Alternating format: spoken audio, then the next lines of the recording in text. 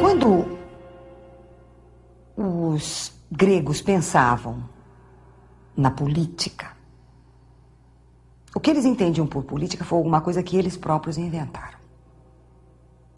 Isso não quer dizer que antes dos gregos, antes dos romanos, não houvesse o exercício do poder, não houvesse governo, não houvesse autoridade. Claro que havia, né? Os grandes impérios que existiram antes e depois do mundo grego e do mundo romano. Mas qual era a marca do poder nesses grandes impérios antigos? A marca era a identidade entre o poder e a figura do governante. O governante era a encarnação do poder. Ele, como pessoa, encarnava nele a autoridade inteira, o poder inteiro. Ele era o autor da lei, o autor da recompensa, o autor do castigo, o autor da justiça, ou seja, a vontade do governante, vontade pessoal, individual dele, era a única lei existente.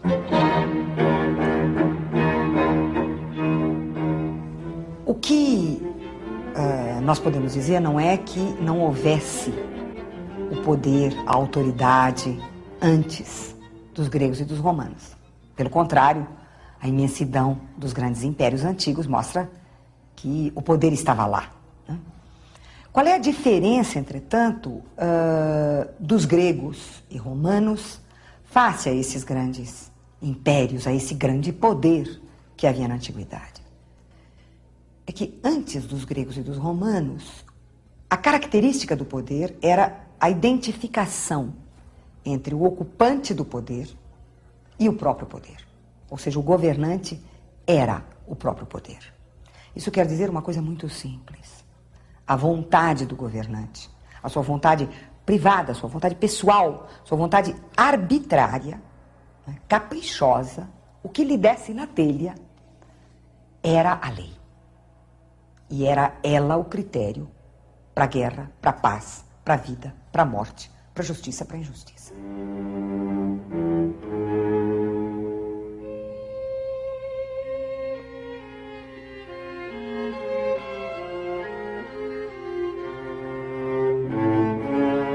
O que fizeram os gregos e os romanos? Eles inventaram a política. Ou seja, eles criaram a ideia de um espaço onde o poder existe através das leis. As leis não se identificam com a vontade dos governantes. Elas exprimem uma vontade coletiva. Essa vontade coletiva se exprimiu em público, nas assembleias, através da deliberação, da discussão e do voto. Ou seja, os gregos e os romanos submeteram o poder a um conjunto de instituições e a um conjunto de práticas que fizeram dele algo público, que concernia a totalidade dos cidadãos e que era discutida, deliberada e votada por eles. E, portanto, eles criaram a esfera pública, aquilo que nós chamamos de esfera pública. Ou seja, ninguém se identifica com o poder, a vontade de ninguém é lei e, portanto, a autoridade é coletiva, pública, é aquilo que constitui o cidadão. Os gregos puderam, e depois deles, os romanos, distinguir com muita clareza a autoridade pública, ou autoridade política, e a autoridade privada. E não por acaso, a autoridade privada tem um nome muito especial.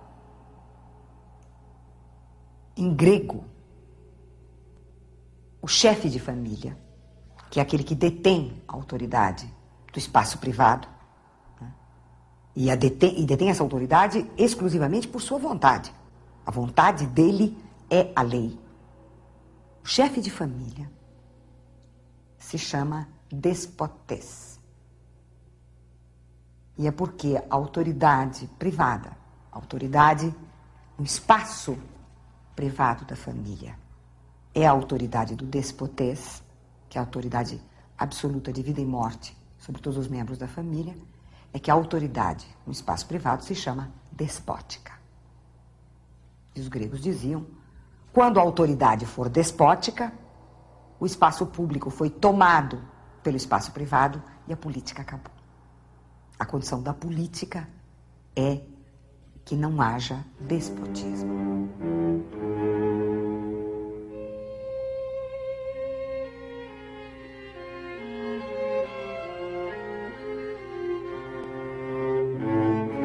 O cristianismo vai criar um problema no campo da política.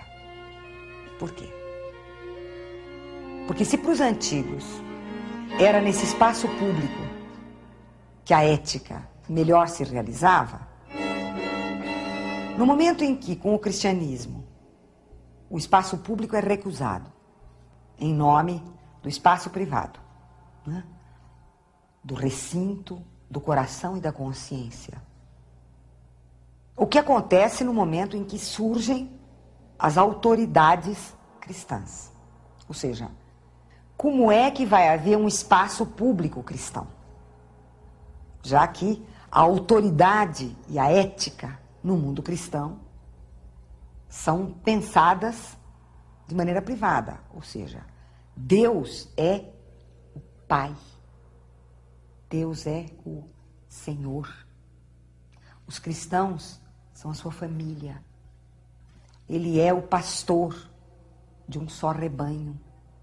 Vocês vejam todas as metáforas e todas as palavras que indicam a autoridade no mundo cristão pertencem ao espaço privado.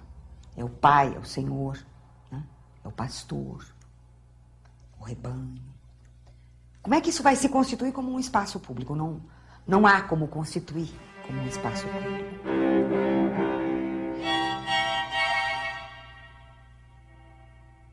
Nós poderíamos ir enumerando uma série de características do poder medieval e, portanto, do poder cristão, ou daquilo que a gente pode chamar o poder teológico-político, pelo qual o governante é uma figura privada. O espaço do poder é um espaço privado. E a ética é a ética da pessoa do governante. É ele que tem que ser educado para as virtudes, é ele que não pode ter vícios, é ele que tem que cumprir o dever, porque das qualidades dele dependem as virtudes ou os vícios, a felicidade ou a corrupção do reino. Não existe, portanto, a esfera política propriamente dita. Existe a esfera do poder, mas não a esfera da política. Não existe a esfera pública.